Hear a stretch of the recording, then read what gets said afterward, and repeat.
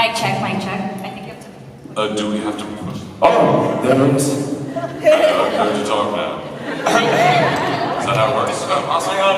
Hold on. Musical chairs. Okay. Good morning. Good morning. Wow, what a great turnout for 11:30. Awesome. Thanks for coming out on this rainy Saturday morning. Yes, very lovely to see you. What is with those text messages? I honestly thought my iPhone 6 was just blowing up. And it's like at a frequency that is really disturbing. What is that? Yeah, not very nice. And how's everyone doing this morning? Yes.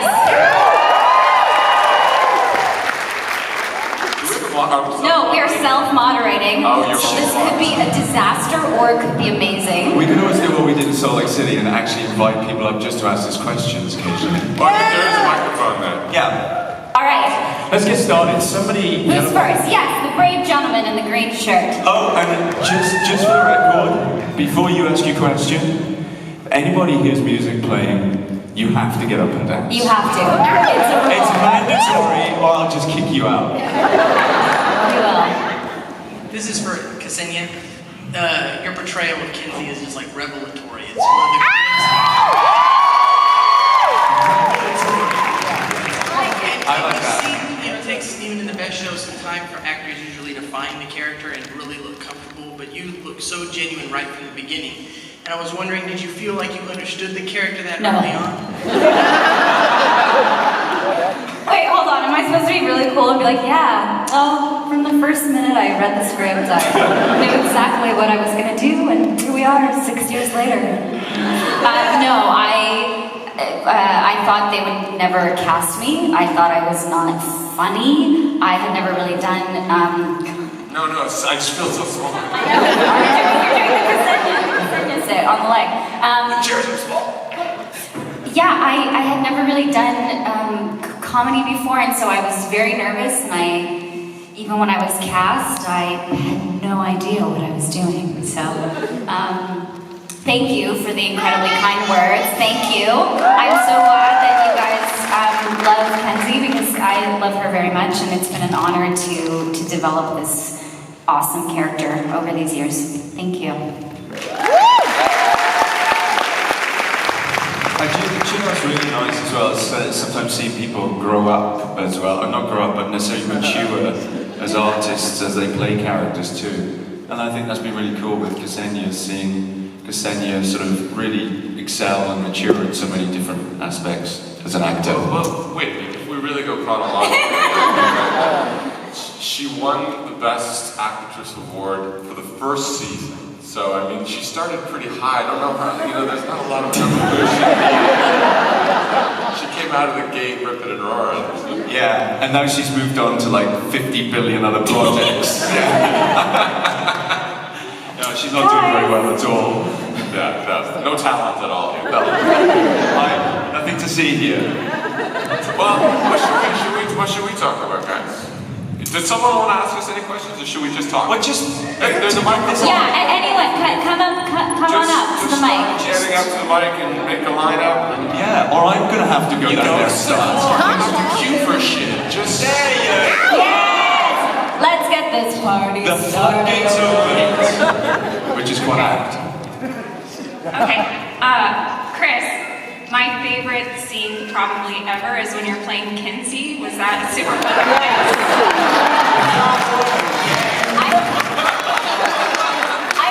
You play Kenzie better than I play Kenzie. Yeah, no, for real. I was obviously blessed with the best character on the show to impersonate. So, I mean, like, if you've got a great recipe, it's hard to fuck it up, right? I don't know, I've had your cooking occasionally. But no, it was a fantastic experience, that episode. I mean, it was like theater school, we've said, it's like all of us got together, we helped each other out. It was not easy. Because you went to theater school? It was just like theater school. What I would imagine theater school to be like. I'm just getting it out of the way. But no, we would Ksenia and Anna would read a scene for Mike Cram, who played played Bo, or when Bo was in his body. And yeah, so it was very collaborative, and it was so much fun. And hey man, I got to break out of the dour Wolfman for once. And I had to like kiss a man who was a woman like I was a man. Do you remember that? That was cray. Me and Casey were like, okay, can you kiss for us? Okay, where's he putting his hand? Okay, where? How's her body? Okay, how are his lips moving? Okay, it was like, it's a very strange analysis of your makeout skills. Anyway, next question.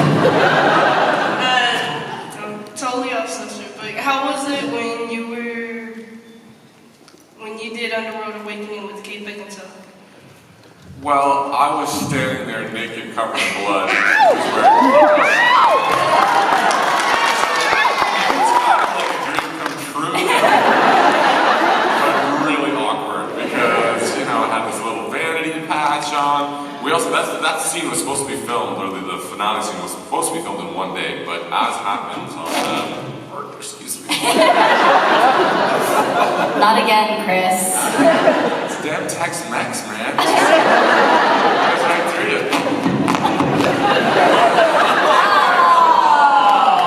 That is a new low for Lost Girl panels. For humor. Almost. But yeah, no, so we were supposed to do it in one day, and because I was naked in the scene, because I'd just come back and transformed from the big wolf thing, we had continuity blood on me. And so I couldn't sit down, and I was literally naked with this little patch covering my junk. And so for 3 days I had to stand there. We were filming it in the winter in Vancouver. So I couldn't sit, I couldn't get any cover up, so I was just standing there all day, naked, with heaters around me. And like everyone else is in their cast chairs, chilling out, having coffees and shit, and I'm just like, hi, I'm naked. Yeah, I'll be here tomorrow. So yeah, not so glamorous, not so fun. But Kate was lovely and a terrific actress, and looks great in PVC. As I'm sure no one here is noticed. Why are you guys crouching? Because we were told to not block the view. Oh no. I really don't know how to ask my question now because, well, that story was just too much. So on the set, you guys had a lot of fun. Can you all tell a story of the most humorous moment, like a blooper or something that happened that just had you rolling, like laughing too much? There was quite a few of them. Oh. Remember, season 2 when you were like chained up, and we were like in some underground cave, and Emmanuel, me and Anna, and there were like flashbacks in the episode of you with your wolf buddy, and Anna had to say this line, and it's like 3 in the morning. Everyone is so mad at us because, you know, time is money and it's 3 a.m. and Season 1. Season 1? Yeah. Season 1. And episode 11. He's been studying. Yeah, well, it was actually it was only one of 2 episodes I did that season. I kind of cherished them. And so Anna has to say this line that she just could not say with a straight face. And even when she did say it with a straight face, I would burst out laughing or someone would burst out laughing. What was it? It was, and then he had to... It was cock blocked. And then he had to cock block him. Was that it? No, it was what is it when you hit somebody with a gun? Where's the whip? No! Cold cock! Cold cock! There you go! That was it! And then he cold cocked him. And we But just... she cock blocked is what came out to it. And then because we were thinking about that, and she couldn't get the fucking line right, it became like 50 billion different variations of cock block. Per usual, half naked, chained up. Yeah. Me with a flaming hot poker. And also, if you imagine this is the first episode I did. So we did the pilot way ago, and then this was the first episode I did. And it was episode 11. I thought, what kind of shit show have I fucking acted? No one's taking this shit seriously. We're like to hour 5 of overtime. Maybe it's a good thing I wasn't on this show. Thank you, guys. Thank you. That was actually my question. That was the only funny thing that happened, so I got nothing else for you. I'm sorry. Well, no, so I was thinking maybe something that happened behind the scenes, like while on, like not on set, you know, just when you're getting ready or something. That's funny. Ooh. Yes, I was gonna say. We could do that. Yeah. Do that one, yeah. Hot peppers. Well, some people might know this story anyway, but if anybody knows anything about me, I like hot peppers. Very hot peppers. And there's one particular fan that comes to Fan Expo in Toronto called Maple Leaf, I think was her Twitter name. Yeah. And she commonly brings me the hottest peppers in the world, like Fan Expo. It's the best thing. I always know I'm getting my supply of hot peppers, and that makes me so happy. But anyway, this year she brought me the Trinidad Scorpion, which is the hottest pepper in the world. There you go, brother. Burning heat for 20 minutes, brother. So I decided that I was going to bring this thing onto set and do a Russian roulette on one of the last days of filming. Like it was actually the last day of filming. And I basically had a plate full of pineapple and melons, and half of them had been smeared vigorously, and had the actual seeds plugged into half of them, and the other half didn't. So I went around asking everybody, will you please play the roulette thing, and everybody on set, from crew and everything, did it. However, Luke Billick, the first we'll start with Luke. What do we start? I just tell the Rachel one. So Rachel Scarsdale and me, as you know, have a continuing rivalry, largely because she uses a shit emoji to refer to me on Twitter by and large, which I love, obviously, to have a shit emoji next to me on a public forum. Anyway, so I decided I was going to play a trick on Rachel. So we were given these beautiful goblets by Anna Silk. We're allowed to say this. And she engraved the first line that we ever had to say as a character on the show. And it was a beautiful silver goblet. It was a really beautiful gift. And Rachel had hers. And we put champagne in it. And we also smeared the rim of that little thing with the Trinidad Scorpion pepper. So we were so she goes into it. I actually broke into it, not broke in, I got the people to help me. But I got into a room because she'd left it there and I smeared it around there. And we were on set filming the last scene and we just started and she ran onto set and she was like, you fucking bastards! I'm allowed to swear. This is Texas, we're allowed to swear. Anyway, and she was like, I can't believe you did that. She said, I can't even feel my lips. So we were laughing, the whole set were laughing. What she didn't realise is, I also smeared the bottle of water that was plugged next to that glass of champagne. So she was just coming down off of it on set. And she goes, oh my god, it's 20 minutes later. She goes, I've never had such intense heat like that. I'm going to have to go back to my room. 5 minutes later, you fucking So she literally, for like 1 hour of our last day of filming, was in basically the most intense, burning, numbing heat known to man for a good hour of it, and I felt very, very good about myself.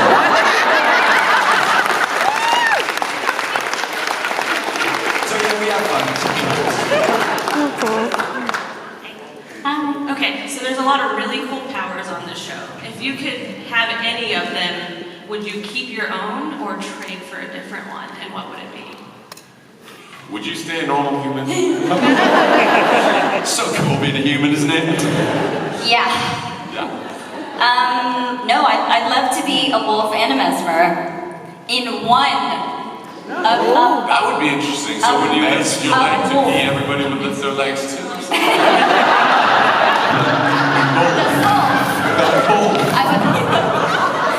The wolf. Would you? How about you guys? No, that I feel like would you trade in your wolf power? Would you trade in your mesmer power for something else? Or are you like content? I would never trade the mesmer power. Never. I'm keeping that one tight. I wouldn't mind shifting to something else every once in a while. Like a kitty cat? I'll say it again. I hate cats. No, like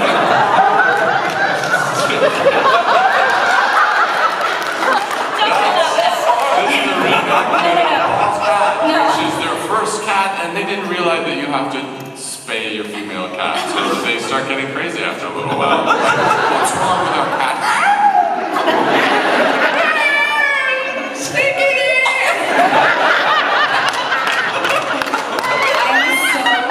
Sorry.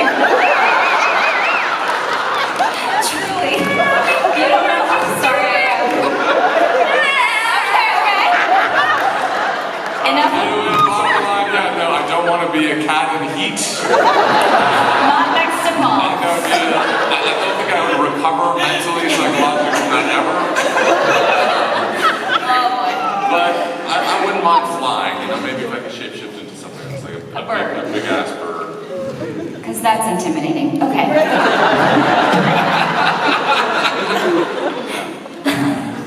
So I just have to point out, this is really nerve-wracking. I haven't asked a question before. And then you just ran off stage.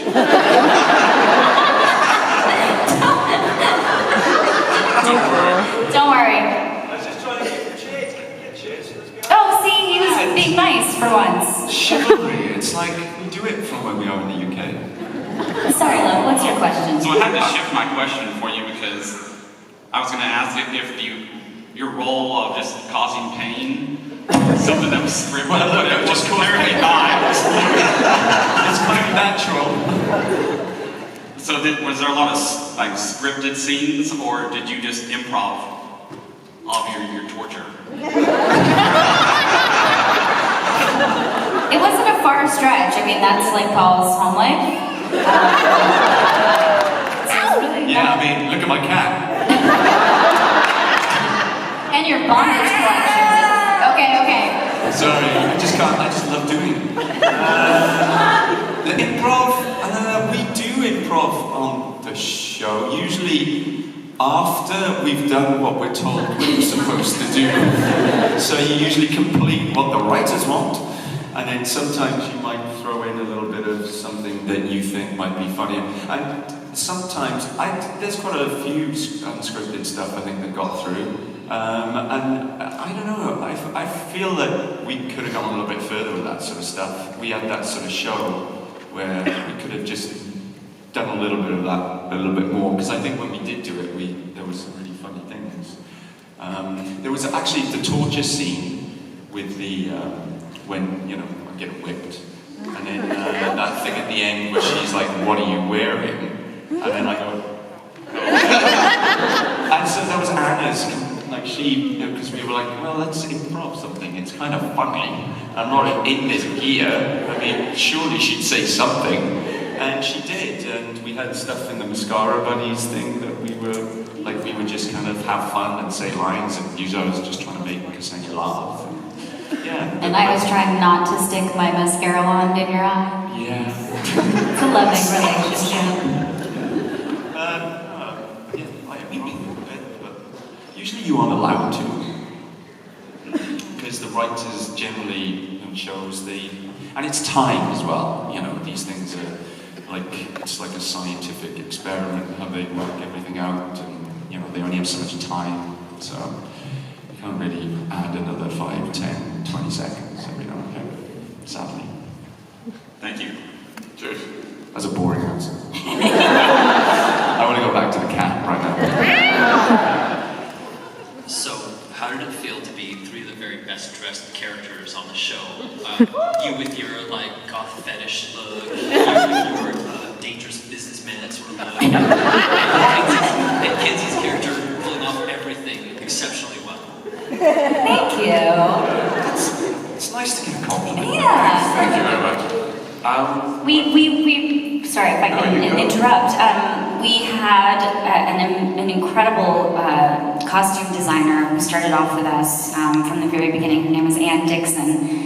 And she really created a magnificent world in terms of the fashion and the styling, and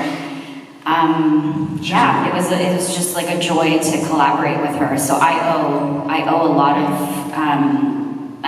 really everything, how we look to her vision. And collaborator is the key word there. She was really a wonderful collaborator. I remember the days when we got the pilot or whatever, and we were all going in to create those characters. How amazing it was! Like all the cutouts and the magazines. It was and so everything different she had. from anything. She's a real artist. And it was like you came in and you're literally into the wardrobe department. You were like, all of a sudden you were in the world of the show. And she was also very open to like what everybody wanted to do with the characters. And then all those characters were created largely out of that collaboration with John as well, who was present on all of those meetings. So, John Fawcett Was our creator of All pilot Black. That's right.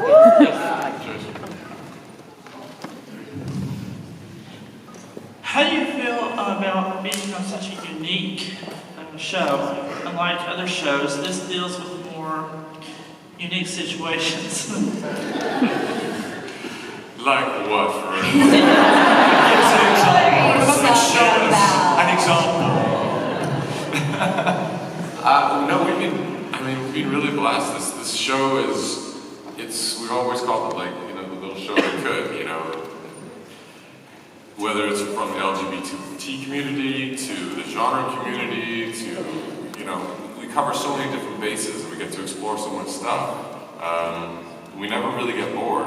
And I think as far as its place out in the marketplace, like, in TV world, where we all love to live, it is one of those little gems that people come across, and it resonates with a lot of people. So I think for all of us, it's going to be one of these shows that sticks with us for our entire career as like a little gem that we worked on. So that's how it feels good to hear. We couldn't have said it better ourselves. Well, the Welshman will.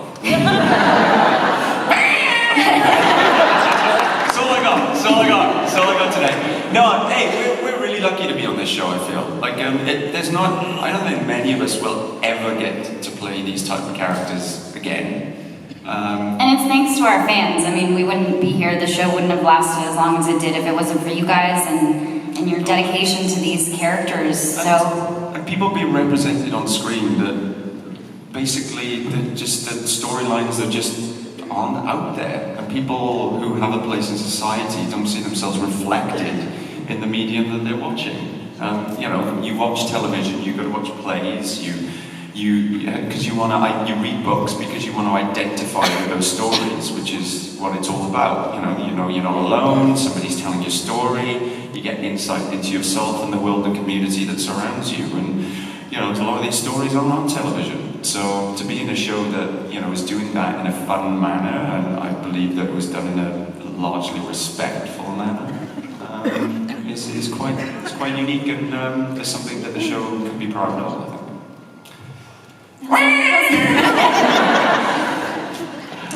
Hi, I was going to ask how you like playing Shay in Orphan Black. It's not too shabby. It's been wonderful to come into that world and get to play with Tatiana and get to play a character that I've never played before, so it's fun. Thank you. A little short here. Hi.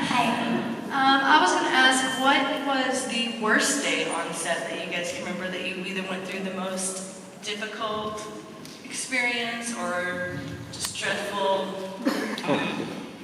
No one's ever asked us that. I know. Wow. Great question. Don't gossip from you.